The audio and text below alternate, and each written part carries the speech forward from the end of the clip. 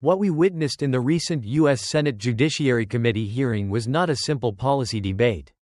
It was a political demolition. It was high stakes, high drama, political theater, where the curtain was ripped back to reveal the raw, existential battle raging for the very soul and security of this nation. On one side, you had Senator Ted Cruz, who arrived not as a legislator but as a prosecutor, armed with facts and a fury that reflected the sentiments of millions of Americans. On the other, the Democrat lineup, spearheaded by Senator Cory Booker and Representative Adam Schiff, who came prepared with what can only be described as a bizarre and coordinated attempt to obscure the truth. The central conflict, the powder keg at the center of the room, was the Biden administration's open border policies. This isn't a theoretical argument anymore. We are talking about policies that, as the evidence now overwhelmingly shows, have undermined the safety of every single American. We are talking about the documented allowance of 12 million illegal aliens to invade this country. Let's be clear about what that number means. It is not a statistic. It is a tidal wave of chaos that has brought with it a horrifying human cost. It is a direct line of causation. Because of these policies, Americans have been murdered, women have been raped, children have been assaulted by violent criminals who should never, ever have been on our soil. This is the backdrop. This is the national crisis that served as the stage for this explosive confrontation. The air in the hearing room was thick with this tension. You had an FBI director, Patel, caught in the middle, and a Democrat lineup seemingly dedicated to one goal: to distract from this catastrophic reality.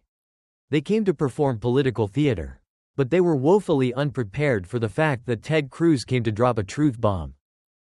The confrontation ignited when Senator Cory Booker began his line of questioning.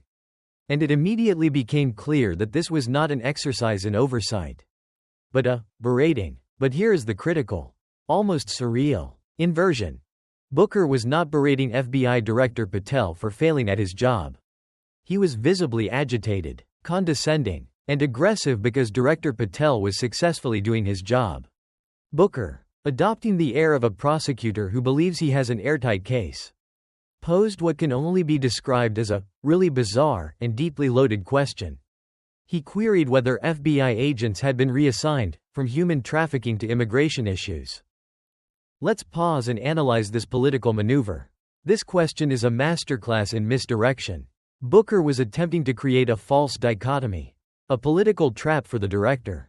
He was trying to build a narrative, live on C-SPAN, that the FBI, under this newfound commitment to enforcement, was pulling vital resources away from humanitarian crises, human trafficking, to focus on a purely political one, immigration. He was trying to paint a picture of an agency that was abandoning victims to chase Border Patrol statistics. It was a performance of gotcha politics, designed to make headlines. The implication was as cynical as it was false, that enforcing immigration law and fighting human trafficking are two separate, competing interests. Booker was attempting to take the moral high ground, positioning himself as the defender of victims, while framing Patel and his agency as the cold, unfeeling arm of a cruel enforcement regime. The question was absurd on its face, and it demonstrated a profound, or perhaps willful, ignorance of the reality on the ground. Before Director Patel could even fully process the absurdity of the question, Senator Ted Cruz intervened. This was not a polite point of order, this was an eruption. Cruz practically exploded, slamming his hand on the dais, his voice cutting through the performative calm Booker had tried to establish. "What the hell?" Cruz thundered, his voice raw with an indignation that was clearly not for the cameras. "Does it mean to reassign someone from human trafficking to immigration?" This was the moment the hearing's narrative shattered. Cruz, in one move, refused to accept Booker's false premise. He pointed out the ridiculous, inherent contradiction in the question itself. But he didn't stop there. He went on the offensive, seizing control of the hearing and reframing the entire debate with a dose of brutal, undeniable reality. "The greatest human trafficking that in the world," Cruz declared, his words directed not just at Booker but at the entire Democratic lineup, "has been over the last 4 years at our southern border." This was the truth bomb. He connected the two separate issues Booker had created and revealed them to be one and the same. The immigration issue is the human trafficking issue. He called the Biden administration's open border policy exactly what it is: modern-day slavery. This wasn't hyperbole, it was a cold, hard description. This is a system where the Mexican cartels, enriched and empowered by these policies, have become the 21st century slave traders. They are seizing men, women, and children, exploiting them, assaulting them, and selling them for profit. And, as Cruz pointedly noted, this is the very system that the Democrats continue to defend. To seal the point, Cruz turned to Director Patel, who had been sitting in the crossfire. He asked him, point blank, if the Mexican cartels bringing people illegally into the country are, in fact, engaged in human trafficking. Director Patel's confirmation was swift and unequivocal. The cartels are, indeed, engaged in human trafficking. In that single exchange, Cruz obliterated Booker's entire line of attack. He had not only exposed the question as bizarre, but had turned it back on Booker, using the FBI director's own testimony to confirm that the very immigration enforcement Booker was questioning is the front line in the fight against modern-day slavery.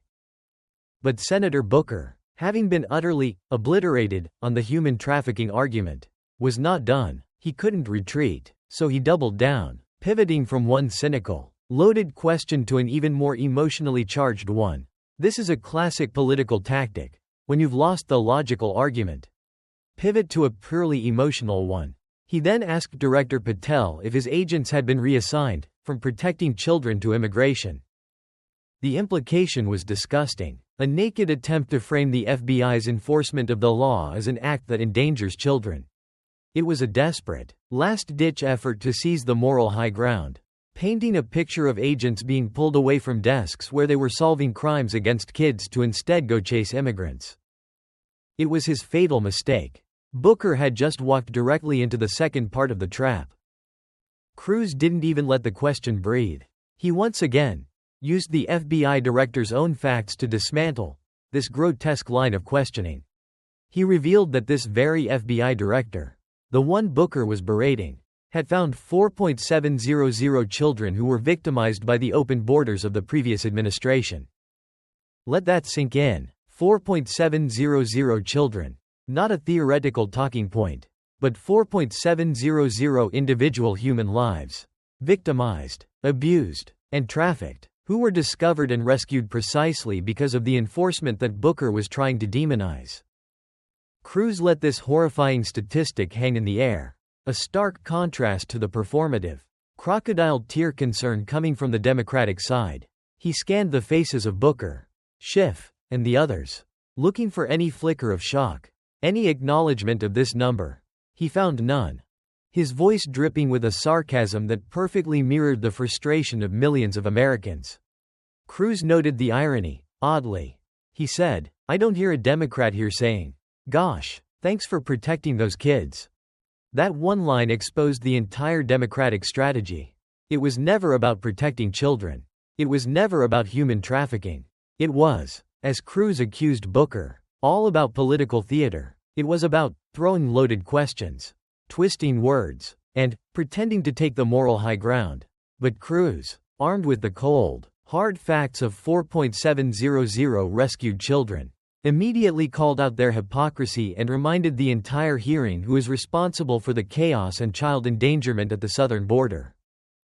After Senator Booker's confidence crumbled, and it was a complete, visible collapse, a man who had walked in with the swagger of a prosecutor now looking like a defendant who'd been caught perjuring himself, Representative Adam Schiff attempted to intervene.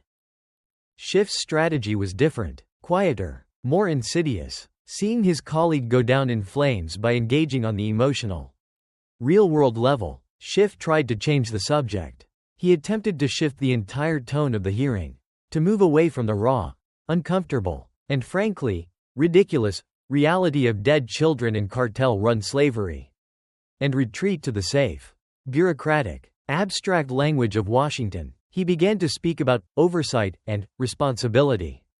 It was a classic procedural pivot, an attempt to bore the room into submission, to drain the energy and righteous fury that Cruz had injected, and to reset the narrative on his own terms.